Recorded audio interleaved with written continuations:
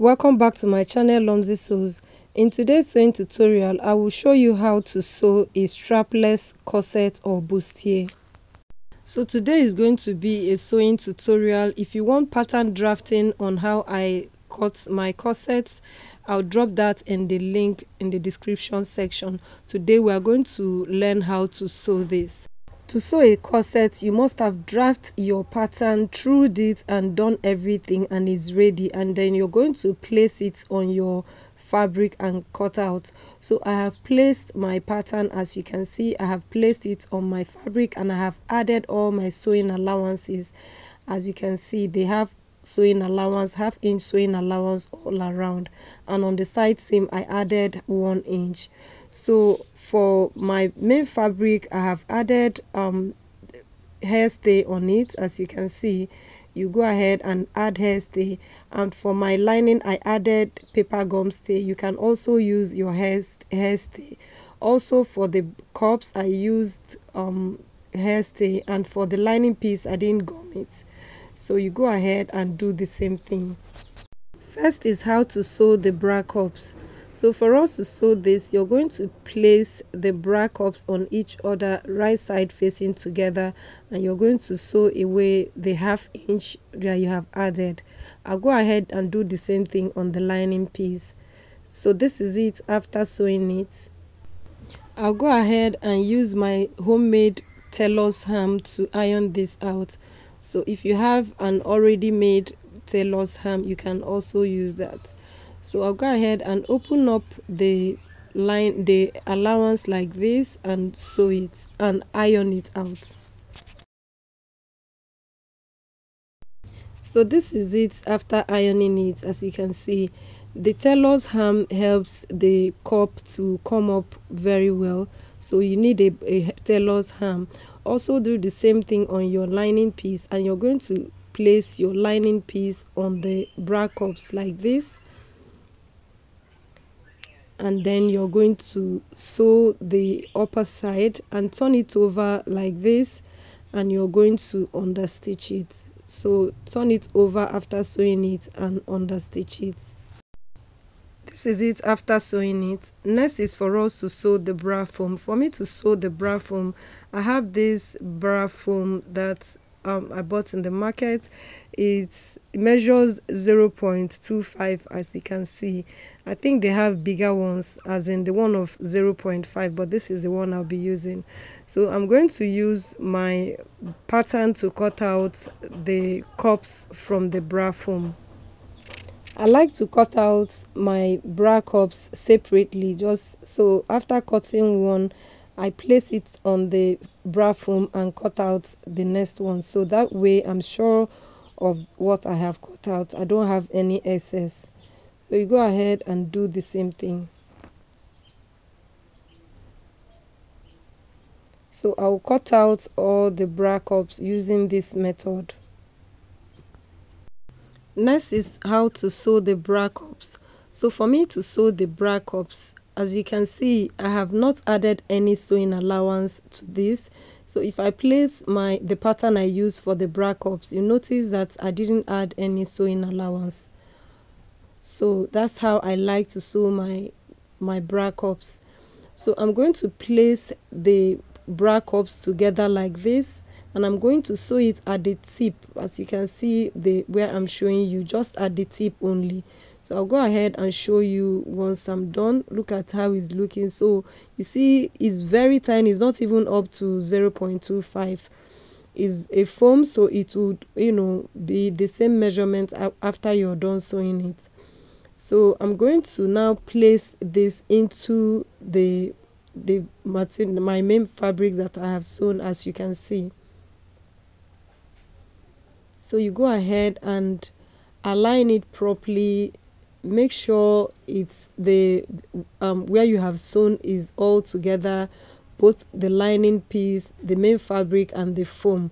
So you arrange it properly into the bra cup that you have made.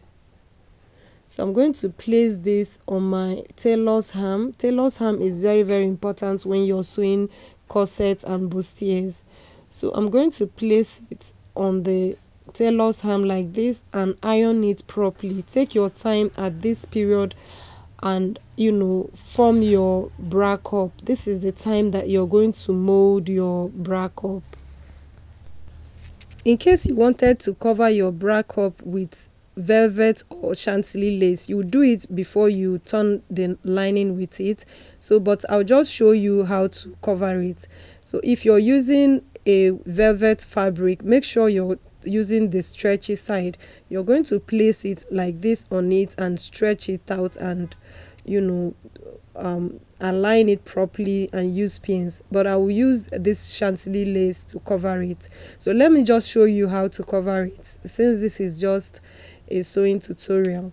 So I'm going to place it like this on the cups. Remember, you will do this before you cover your bra cups with your lining.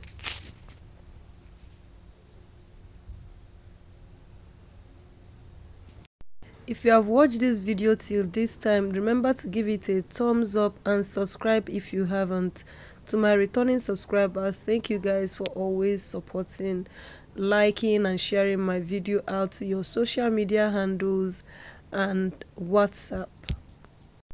As you're arranging it, you make sure you use your pins to hold them in place. That way it will be easier for you to continue draping on your cups. So this is how it should look after draping on the bra cups. Remember, I'm just showing you this, how to cover your bra cups. You should have done this before turning your lining with it. So you go ahead and cut out any excess you have in it. Let me show you how it will look on your top. So by the time you align it, it should look this way. So the next thing we will do now is for us to make the channels for our boning. To make the boning channels, I'll be using a ribbon. This is the ribbon that I'll be using for the boning channels. So I'll just go ahead and place them on the top like this. Let me show you how many inches. My ribbon measures 0.5, and also the ridgeline boning that I'm using is also 0.5. You can use the non-sewable ridgeline boning. I'm using the sewable type.